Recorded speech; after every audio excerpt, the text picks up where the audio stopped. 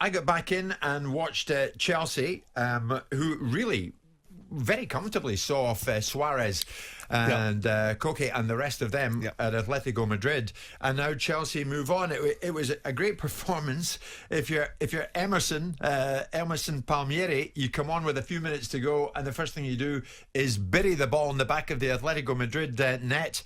Then you've had a good night. So 2-0 they won at Stamford Bridge, 3-0 aggregate win. But Simon, touching on Chelsea, and I mentioned it in the introduction there, and we've got the stats this morning. We were talking about this before we came on air. We were giving it, hang on a second. Pep's always spoken about as, well, look, the yardstick is winning the Champions League. And Manchester City have still to do it. But Chelsea, they won last night, so they're through to the quarterfinals of the Champions League. Now, they've won the competition just once in Abramovich's 18 years at the club. After the billion plus that he's invested. Should we be talking about Chelsea and failure in the same breath here in this competition? We should be talking about all English clubs in that respect, because we have the dominant domestic league, yet we don't win the Champions League on a regular basis. So it shouldn't just be limited to Chelsea and Man City. It should be across the pantheon of English clubs. If you compare and contrast Chelsea's record, Chelsea get to the semi... Of the 17 seasons that we can look at with Chelsea, since Abramovich walked through the door, they've got to the semi-finals or better 43% of the time. Man City have got there 20% of the time. So the argument is clear to be differentiated. Chelsea, through the period of time that Abramovich and his billions have been proliferated through Chelsea, they've achieved a semi-final or a losing final 43% of the time. Manchester City, sorry to bore people with statistics, have only ever got to the semi-finals twice out of the 10 seasons they've been in it. So we are talking about a difference between the two. But I think the overriding aspect is, why have we got the most powerful league and arguably the best league, but we don't win the Champions League as much as the Spanish do or the Germans do? So that's across all our clubs, because, the spending power of Manchester United is very recognisable. The spending power and the achievements and the livery of Liverpool is very recognisable.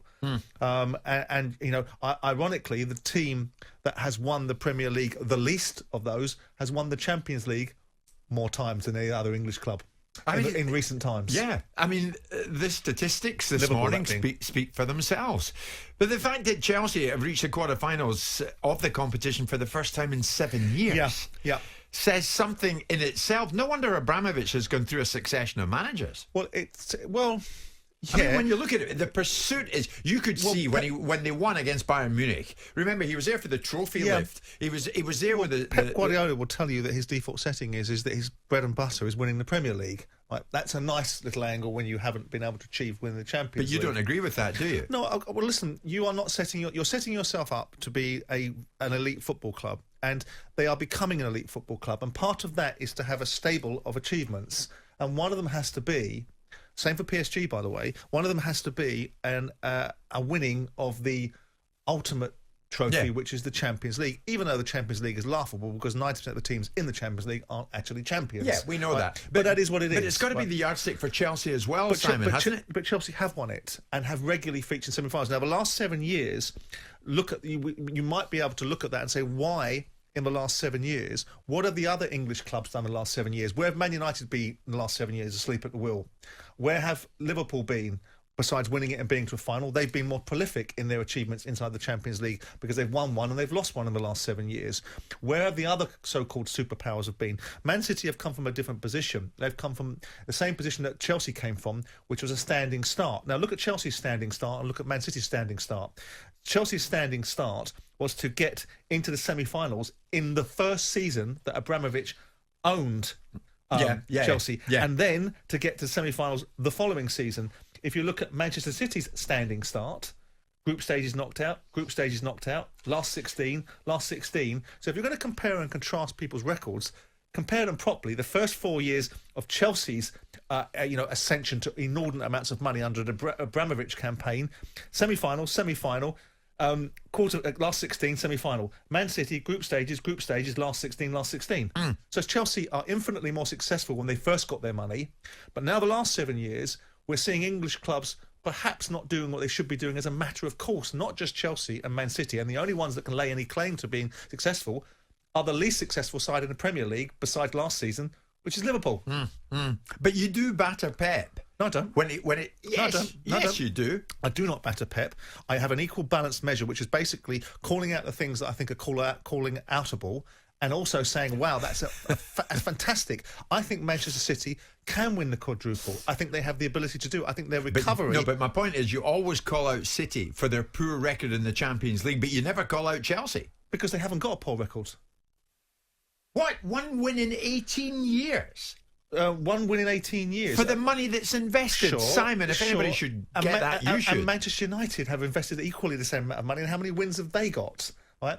They've just done it from a different starting position. Man United aren't falling behind other clubs. They're spending comparable amounts of money. Where's their record to be looked at? But we're looking at Chelsea. In 18 years, $1 billion plus invested in the club. Yeah. Surely after all that money invested in 18 years, and they've got to that's got to be failure. But they've been to 7 semi-finals. Simon, they should have won the Champions League more than once. Surely, but in that time. But so should all English clubs.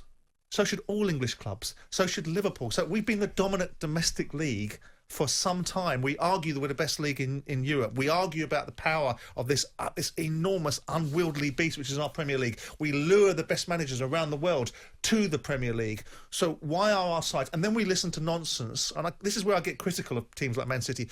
Oh, we're inexperienced in Europe. Well, so were Chelsea.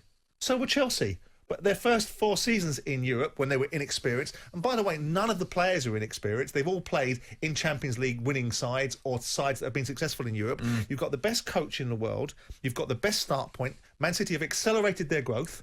They've been able to throw money at it and accelerate their growth. And I know that Man City fans don't like to hear it, but there's a comparable amount been spent in 11, 12 years by Man City as been spent by Chelsea over 17 years. Right? So they should all be at the same position. And if you look at Man City's performance in the Champions League, you would now expect them to build from quarterfinal, semi-final to winning the Champions League. That's what you'd expect them to do. And until they do that, it's a missing link in the chain. It's not the defining link. Are they a wonderful football team managed by a wonderful manager?